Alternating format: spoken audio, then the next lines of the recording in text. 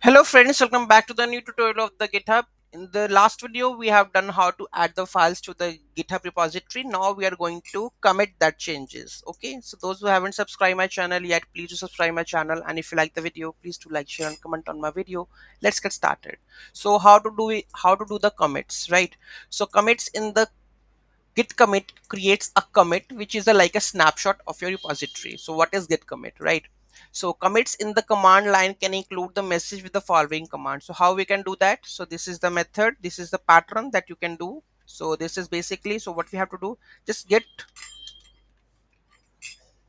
commit you have to mention. Okay, so get commit hyphen m. Okay, so here you need to add the description, like suppose you have some of the initial commit or something.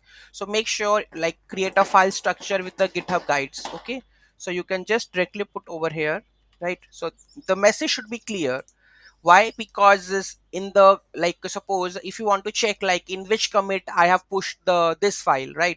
So suppose you are creating a feature like login and register, and if you are not committing in a proper way and your message is not completed, or it's broken something, or it's not accurate, so you can't understand or remember like on which commit which files I have committed. So if I do the login and register, then what I will do, I will add git commit minus m login and register functionality in the node.js in the React. Okay, so this kind of commit will help you to trace back what exactly you have done in this branch, right?